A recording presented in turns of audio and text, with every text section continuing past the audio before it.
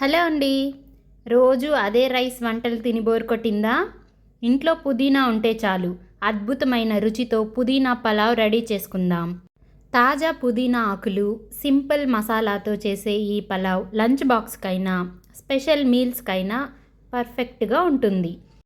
Chilled రైతాతో serve చేసుకుంటే చాలా బాగుంటుంది. మరి ఆలస్యం ఎందుకు? ఈ టేస్టీ పుదీనా పలావ్ ఎలా తయారు చేయాలో చూద్దామా? మసాలా పేస్ట్ కోసం మిక్సర్ జార్లో గుప్పెడంత పుదీనా, కొత్తిమీర, పచ్చిమిర్చి, అల్లం, వెల్లుల్లి వేసి స్మూత్ పేస్ట్ చేసుకోవాలి. కుక్కర్లో కొంచెం ఆయిల్, నెయ్యి వేసి వేడయ్యాక లవంగాలు, దాల్చిన చెక్క, యాలకులు, జీలకర్ర, బిర్యానీ ఆకు వేసి వేయించాలి. ఉల్లిపాయ ముక్కలు కూడా వేసుకోవాలి. ఆనియన్స్ లైట్ గోల్డ్ కలర్ వచ్చే వరకు వేయించుకోవాలి.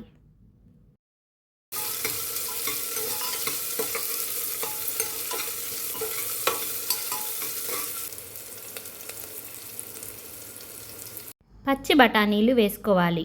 పచ్చి బఠానీలు వేసుకుంటే ఈ పలావ్ మరింత రుచిగా ఉంటుంది.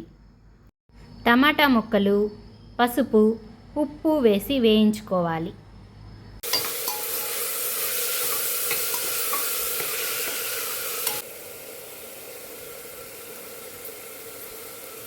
టమాటా ముక్కలు బాగా మెత్తబడే వరకు వేయించుకోవాలి.